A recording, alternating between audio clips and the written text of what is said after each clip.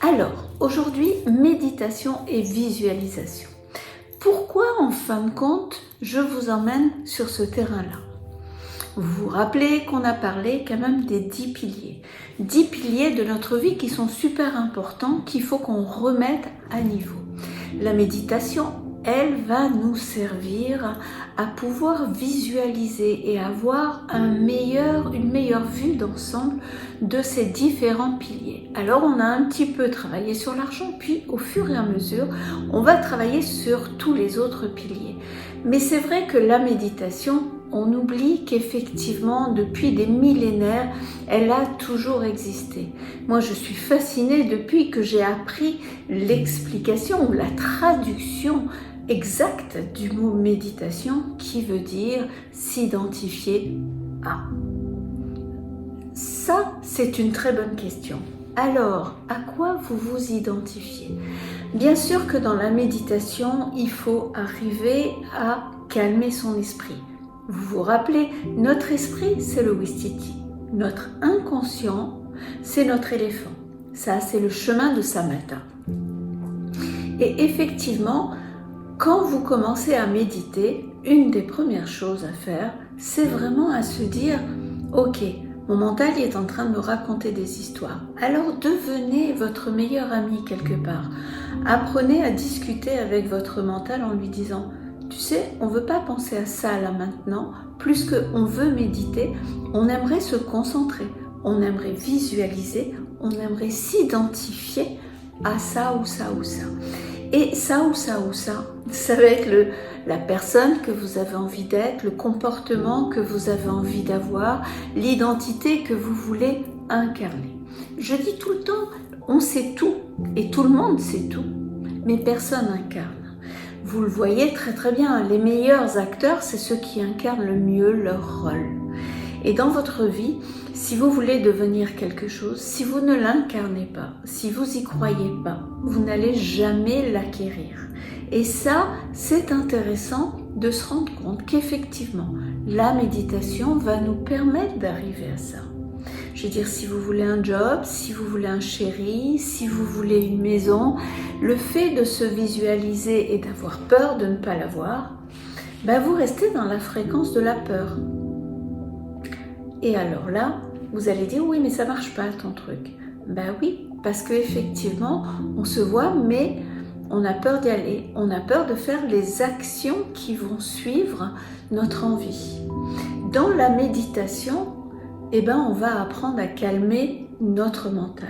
Ce mental qui va dire, non, mais on va pas y arriver, non, mais on n'est pas à la hauteur, non, mais je vais jamais rencontrer la personne idéale pour moi.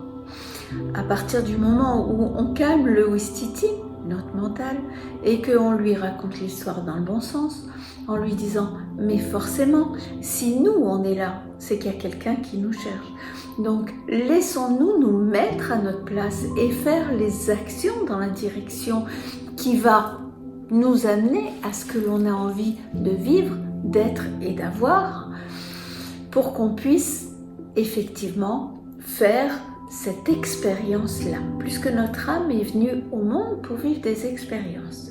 Par contre, entre le moment où vous le décidez et le moment où ça va se réaliser, c'est exactement la même chose que quand vous êtes chez vous et que vous voulez aller à un point A, mettons votre voiture qui est à l'extérieur, il va falloir un certain temps pour y aller. Et là, c'est la même chose. Mais vous avez remarqué que les humains, ils sont toujours impatients. Et donc, dans la méditation, ça nous permet de nous rapprocher tous les jours de cet objectif. Ça nous permet de faire ces petits pas sages pour aller dans la direction, de partir de chez nous pour aller à notre voiture ou de partir d'où vous en êtes là maintenant pour aller dans la direction qui vous intéresse. Et c'est ça qui va nous amener le plus à la méditation, savoir mettre son cerveau au lieu qu'il soit en survie si vous respirez trop court, respirez plus lentement pour que le cerveau puisse passer tout seul en vie. N'oubliez pas quand vous êtes en stress, quand vous êtes en hyperaction, votre cerveau est en survie. et vos ondes cérébrales sont en bêta, voire bêta+. On ne peut pas créer, on ne peut que survivre dans ces zones-là. Il faut arriver à baisser ces ondes cérébrales. Et pour ça, le meilleur moyen, c'est la respiration. Voilà pourquoi la méditation est aussi importante. Il faut qu'on arrive entre le sommeil et l'éveil dans cet état-là pour pouvoir accéder à cette zone de créativité. C'est pour ça que je vous dis toujours, il faut traverser la rivière. Et cette rivière, c'est ça, arriver à calmer son cerveau. Et puis après, à savoir visualiser dans ce futur relativement proche ce qui va vous intéresser.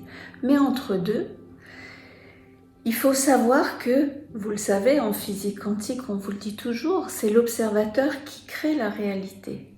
Mais vous le savez, si vous avez regardé un petit peu comment ça marche, dès que l'observateur quitte son attention pour repartir dans son quotidien, tout se défait, tout redevient des ondes. Donc c'est pour ça qu'il faut avoir une attention quasi constante de ce que l'on pense et que notre mental doit devenir notre meilleur ami. On doit toujours avoir un petit œil sur quoi on pense et si c'est en accord avec ce qu'on veut mettre en place. Si vous dites des mots très gentils, vous êtes très positive et que la plupart du temps vous êtes en train de vous pourrir, vous passez plus de temps à vous pourrir, donc vous risquez d'avoir pas une très bonne récolte. Si vous avez planté des cactus, vous aurez des cactus, même si vous me dites « oui, mais j'ai planté des fleurs aussi ».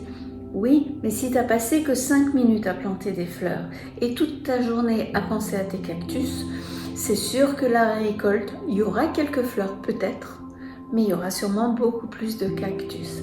C'est pour ça que l'attention sur votre intention, sans tension, parce que la tension, ça va être le stress. Le stress va nous faire redescendre, ou plutôt monter dans les ondes cérébrales. Vous allez passer en bêta, bêta+, et descendre en 3D. Là, ça vous fait être vraiment dans la réalité où on a l'impression d'être séparé de tout et d'être tout seul. Dès que vous avez la sensation d'être seul à vous battre, c'est simplement que vous êtes descendu trop bas, vous êtes en 3D. Vous n'êtes plus en rêve, vous n'êtes plus en 4e dimension. En fin de compte, la 4e dimension, pour faire simple, c'est quand vous commencez à être sur vos rêves, quand vous commencez à imaginer votre futur, que c'est léger, que c'est agréable.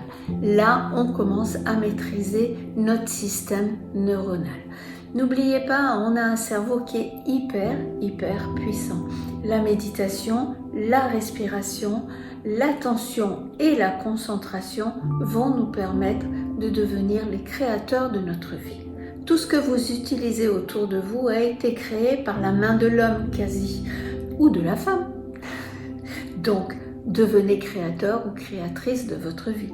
Simplement, il faut juste prendre conscience qu'il faut quand même avoir toujours un petit œil sur quoi on est en train de penser et comment on se traite. Si vous vous maltraitez, si vous ne croyez pas en vous, c'est là que ça va être compliqué, mais c'est là que la méditation peut intervenir et que vous pouvez devenir votre meilleur ami pour, à un moment donné, devenir la meilleure version de vous-même.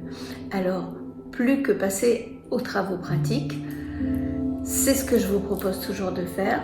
Bon, vous savez que j'organise des journées d'études, des réunions pour méditer ensemble, pour voir comment tout ça s'articule. Je vous l'accorde, c'est un peu compliqué, mais qu'est-ce que c'est fascinant. Et c'est hyper fascinant de regarder comment notre cerveau, cet organe, ce muscle qu'on ne sait pas vraiment utiliser, comment on va pouvoir l'utiliser de mieux en mieux dans les futures générations. Mais on peut commencer déjà tout de suite. Alors, mettez-vous à la méditation. Très bonne journée!